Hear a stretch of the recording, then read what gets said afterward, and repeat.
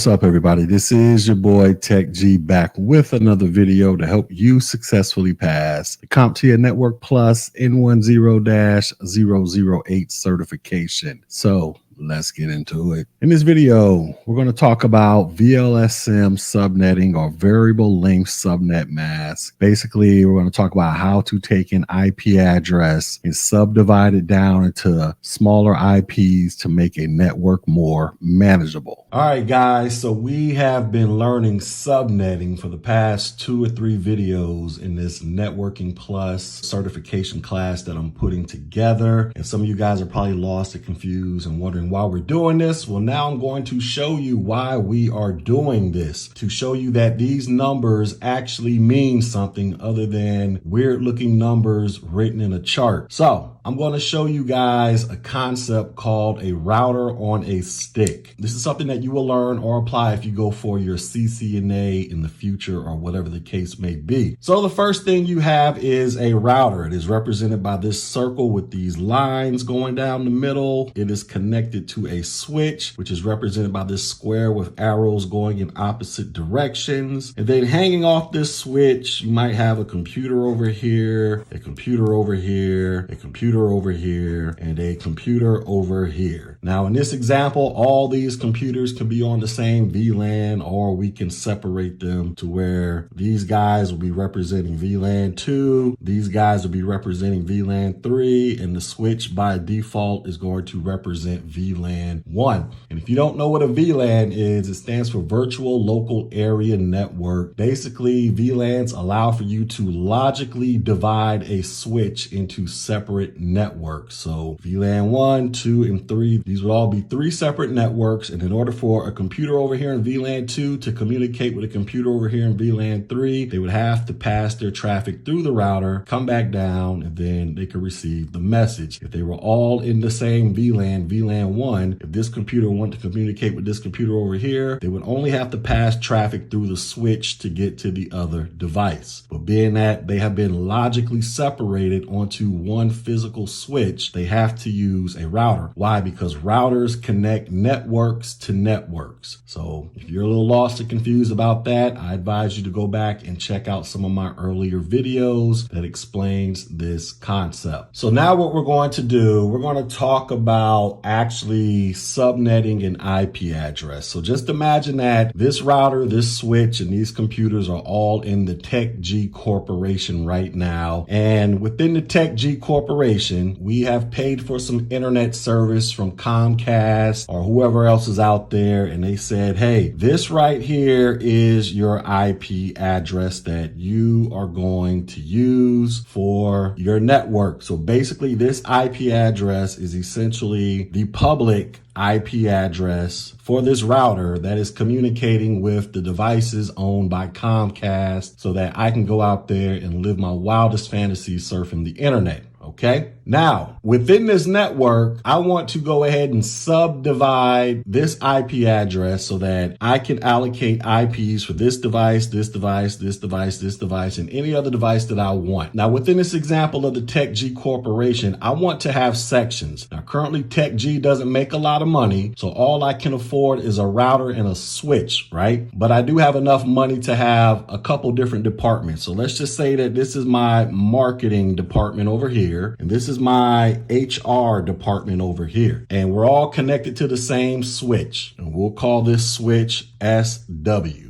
And this is our router in case you need to see it. Now, I want the people in HR to only be able to access whatever devices are within the HR department. And I want the marketing people to only be able to access devices in the marketing department. So that's why these guys are in VLAN 2. These guys are in VLAN 3. But I also want them both to be able to communicate with the switch VLAN 1 as well. Like I stated earlier, in order for that to happen, you need to go through the router so you can pass traffic back and forth. Now, this IP address right here, 192.16.1.1, this is a Class C address.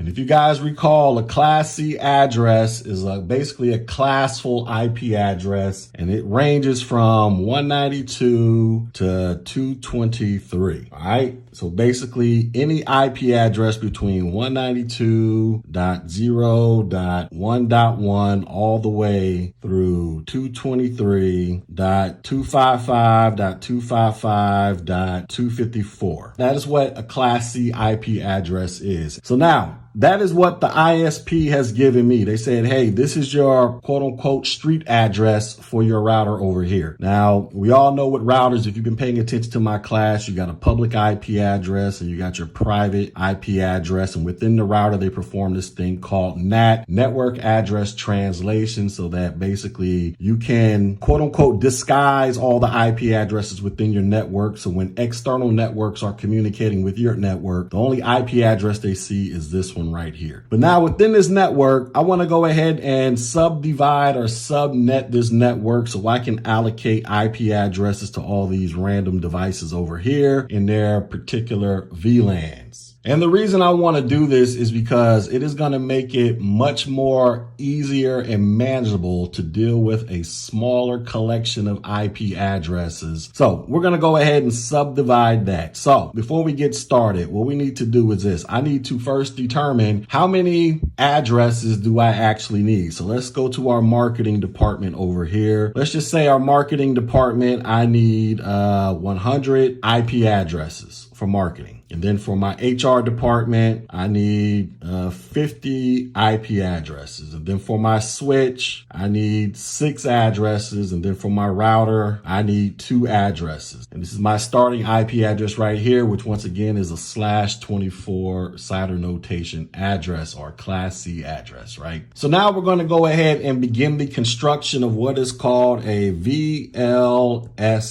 chart, or a variable length subnet mask chart. This is what's going to allow for us to get back over here and figure out what IP addresses we can assign to various devices within the network. So like I said earlier, we're going to need 100 IPs for the marketing department. We're going to need 50 IPs for the HR department. Our switch is going to need 6 IPs for whatever reason. And our router is going to need 2 addresses in order to make this thing work. And once again, our starting IP address is 192.168.1.1. That is our starting IP address over here. So let's go ahead and start constructing this chart. So first thing we're going to do, we're going to put what is the name column. Then we're going to have the number of hosts that we're going to need. We're going to need to know our incremental value, also known as our positional value. And I'll explain all this as we go along. We're going to need to know our network ID. We're going to need to know our gateway address.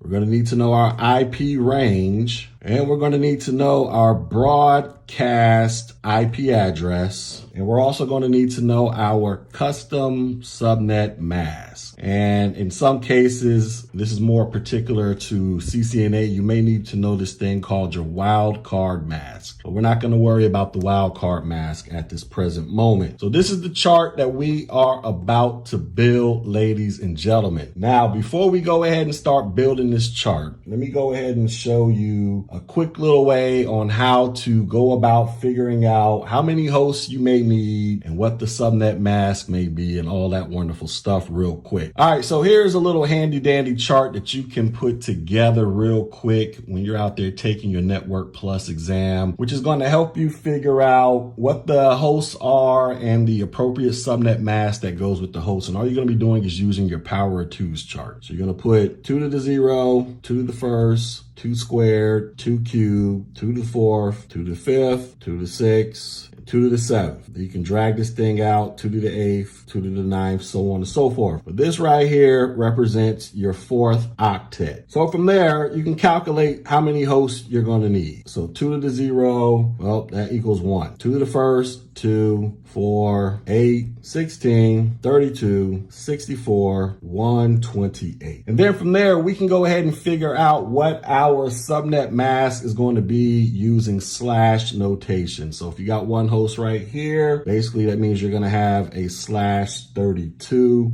for your subnet mask. Over here, you're going to have a /31/30. /29/28, 27, 26, and /25. That's what your subnet mask is going to be. Now, if you want to know what this actually looks like in binary notation, basically this will look like this. You would just have the first 32 bits turned on, if you recall from my last video. So you have 1, 2, 3, 4, 5, 6, 7, 8, 1, 2, 3, 4, 5, 6, 7, 8, 1, 2, 3, 4, 5, 6, 7, 8. So that's 24, 25, 26, 27, 28, 29, 30, 31, 32. What is that? 1, 2, 3, 4, 5, 6, 7, 8. All right, so all of them are turned on. I don't know why I didn't just put that together real quick. /31, same deal. 1, 2, 3, 4, 5, 6, 7, 8. 1, 2, 3, 4, 5, 6, 7, 8. 1, 2, 3, 4, 5, 6, 7, 8. 1, 2, 3, 4, 5, 6, 7, and a 0. So in the /31, basically you have 31 bits turned on. 1 bit is reserved for the actual host. Over here, you're going to need at least 2 IP addresses that are going to be used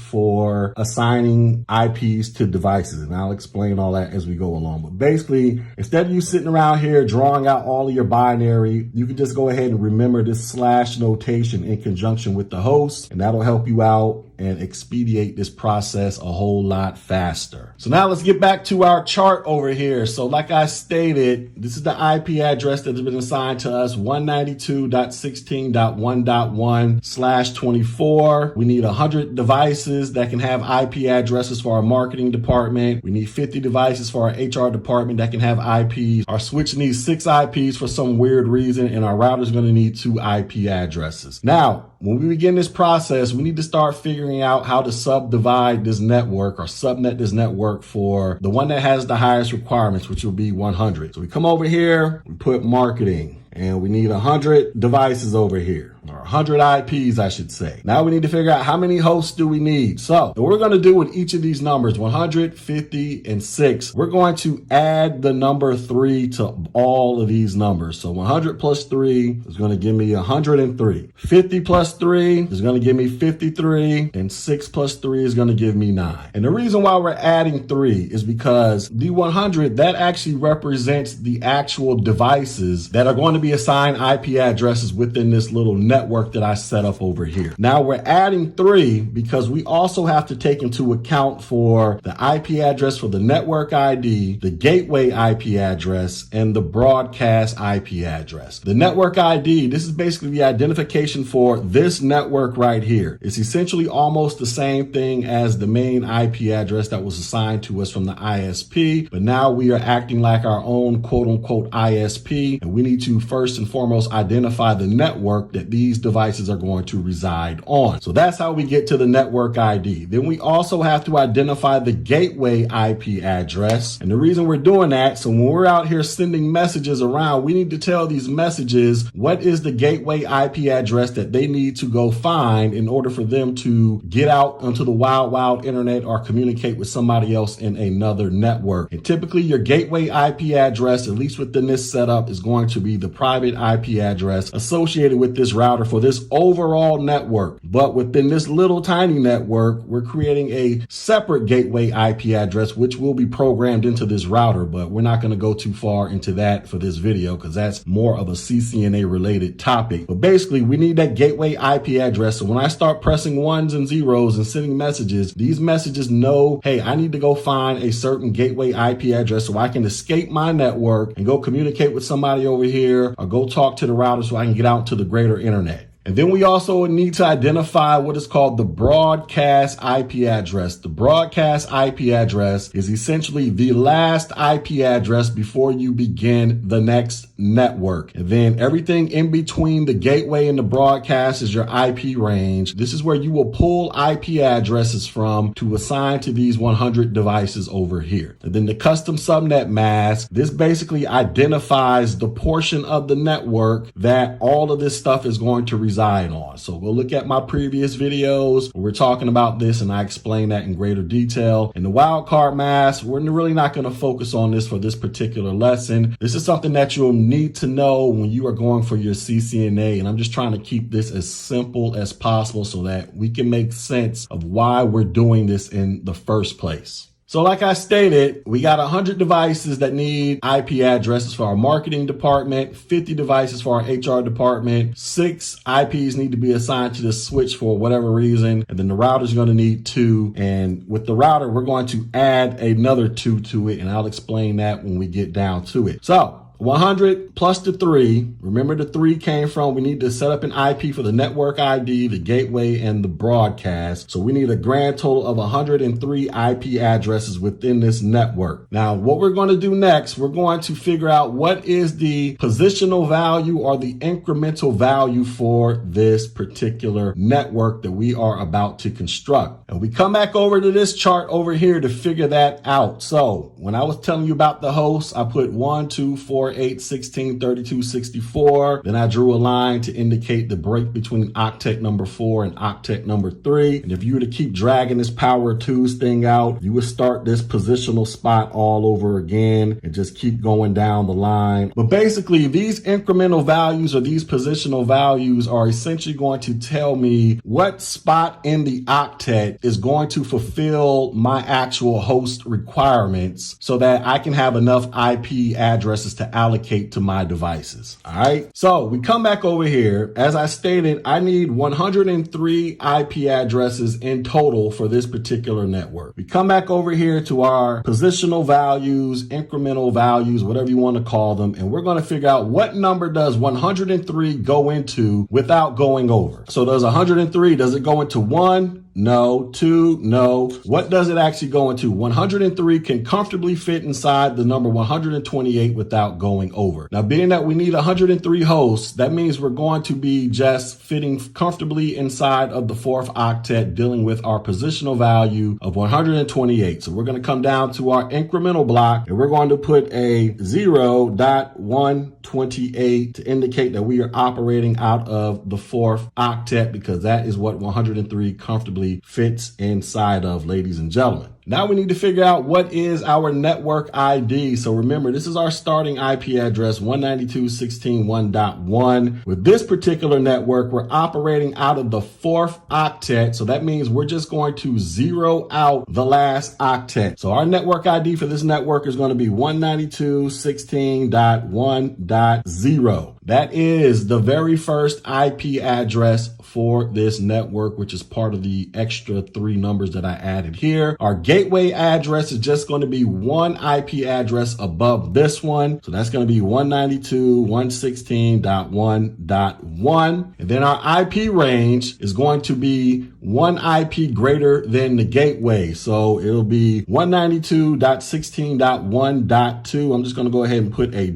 .2, and we're going to stop right there. Now we're going to go ahead and start trying to figure out our requirements for the HR department that requires 50 hosts. So we come back down here, we identify HR. We said we needed 50, but we're going to add 3 to get 53, because remember, we got to create an IP address for the network ID, the gateway, and the broadcast. And then we're going to go ahead and figure out our incremental value for this particular network. So we come back over here, we said we need 53 IPs. What number does 53 go into without going over? We see it goes into the number 64. And being that we're working out of the 4th octet, our incremental value is going to be 0.64. And now we're going to go ahead and we're going to figure out the network ID. So this is what we're going to do to figure out the network ID for the HR department. We're going to take the network ID of the marketing department and add it to the incremental value. So we're going to take 192.16.1.0 and add it to 0.128. Essentially, we're just going to be adding the 4th octet number. So 128 plus 0 is going to give us our starting network ID for HR department. It's going to be 192.16.1.128. That is our network ID for the HR department. Basically, this is the starting point for this network right here. And then the same thing applies with the gateway. It's going to be 192.16.1.129. Just one IP address greater than the network ID. And then our IP range is going to start off with a .130. Now, we can use this number to go ahead and figure out what is the broadcast number for the marketing department, because like I told you guys, the broadcast IP address is the last IP address before you start the next network. So all we're going to do is just subtract one IP address from the network ID of the HR department, and the broadcast IP address for the marketing department is now going to be 192.16.1.127. And now we can figure out the last IP address of the IP range where we can pull IP addresses from. And in this example, it is going to be a .126. So everything between 192.16.1.2 through 192.16.1.126, this is where we can assign IP addresses to all of the devices within the marketing department. And as you can see, this is a grand total of 124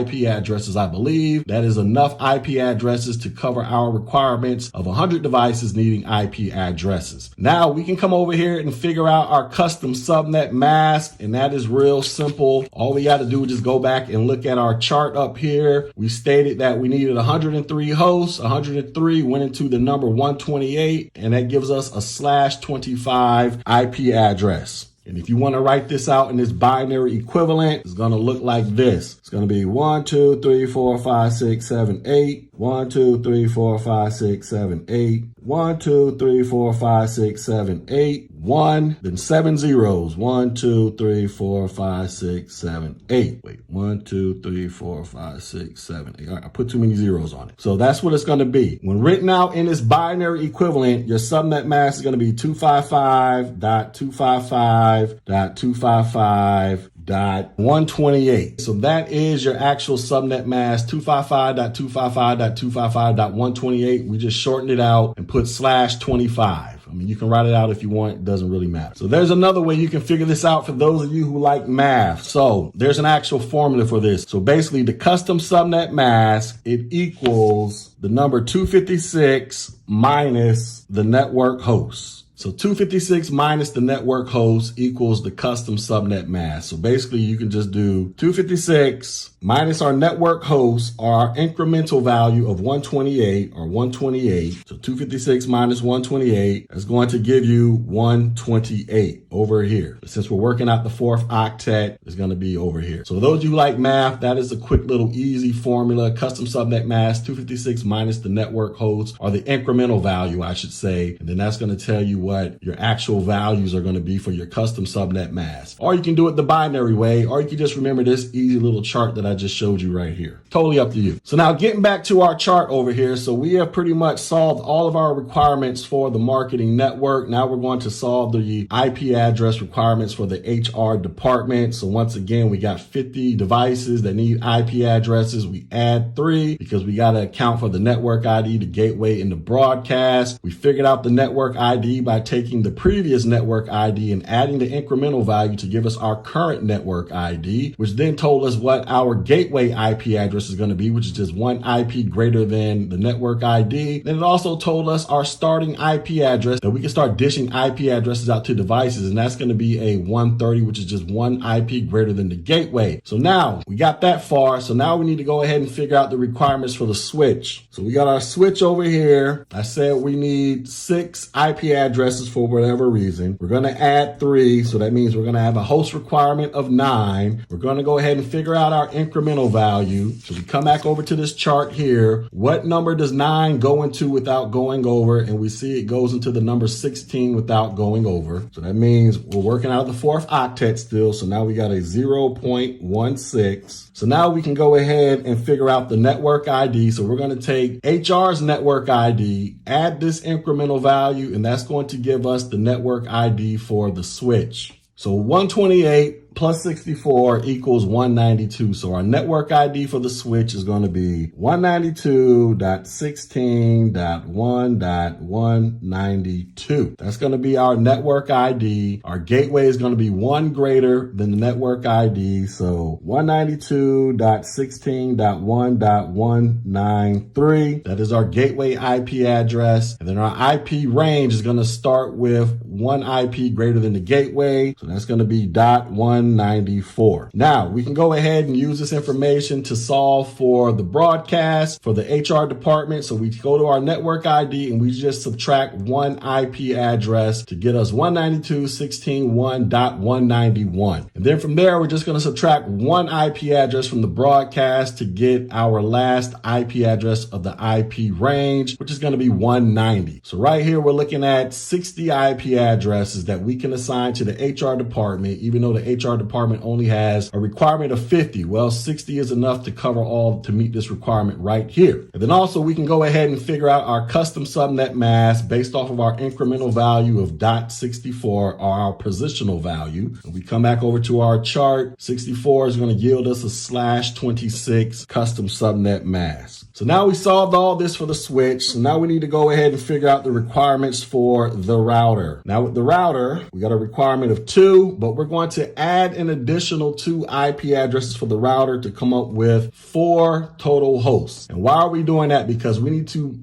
account for the network ID of the router and the broadcast. We do not need to account for the gateway IP address. Why? Because the router is the gateway. So we come back over to our little chart over here. We need to account for 2 IP addresses for this router, the private IP address and the public IP address. That is essentially what we are accounting for in this overall network that we are constructing over here. Remember, the router by default, at least in this scenario, this is the gateway device. Everything is trying to find this gateway device so they can go out there and communicate with the internet, or this network can communicate with this network and vice versa. So that's why we don't need to account for a gateway, and we only need to add an additional 2 hosts to this. So now we need to go to our chart and figure out what does the number 4 go into without going over. So 4, it goes into the number 4 without going over. So our incremental value, since we're in octet number 4, is going to be 0.4. Now to find the network ID for the router, we're just simply going to add 192 plus 16. So our network ID for this router is going to be 192.16.1.208. That is our network ID for the router, because we simply took the network ID for the switch and added it to the incremental value 192 plus 16. We're in the 4th octet, is going to yield us a 208. Now we can figure out our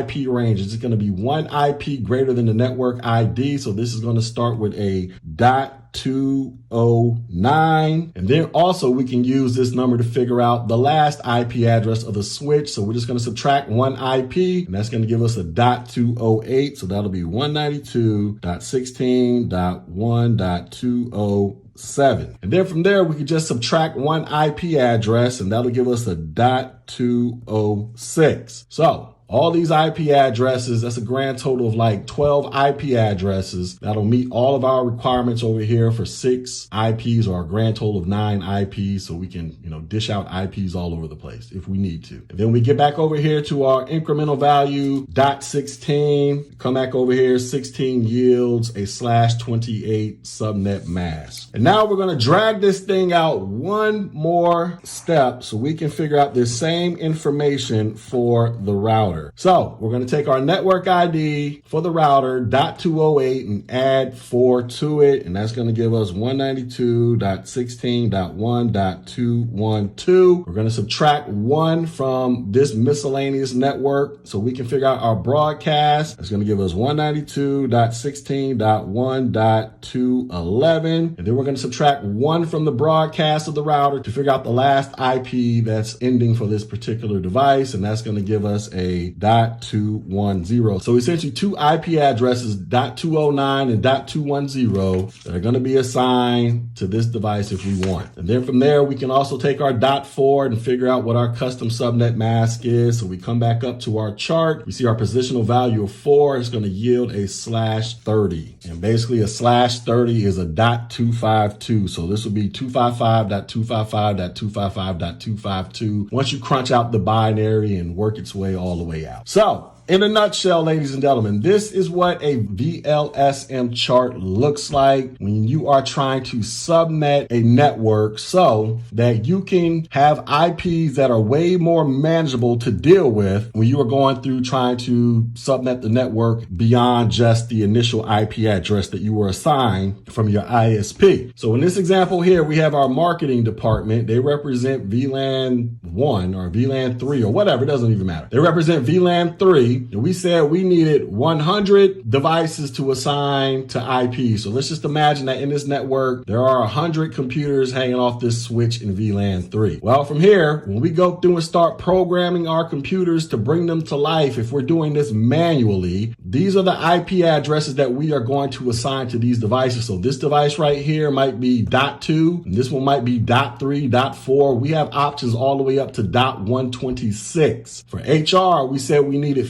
50 devices to have IP addresses. So this is our HR department. So imagine there are 50 computers hanging off this switch in VLAN 2. We come to our IP range. We have everything from .130 all the way to .190, a grand total of 60 IP addresses. So this one could be .130 and this one could be .131 all the way up to 190 if we want. And then from so on and so forth. And then once we actually get inside of the computer, if we were to manually do this, it's going to ask you for the IP address, the gateway IP address for the network, and the subnet mask. So you would just easily come back to your chart. So let's just say we're programming up this computer. We give it the IP address of 192.16.1.130 because this is the HR department. Well, from this chart, we already know what the IP address for the gateway is going to be. And we also know what the subnet mask is going to be for this particular device in this network. And you would do the same thing for this one over here. And then you come over to VLAN 3, marketing. Like I said, we gave this one an IP address of 192.16.1.2. And then this guy will be .3. So if we go in here and manually program up these two computers, we already know what our gateway IP address is going to be. And we know what our custom subnet mask is going to be for this device so that it can properly communicate on the network. And then we also know what the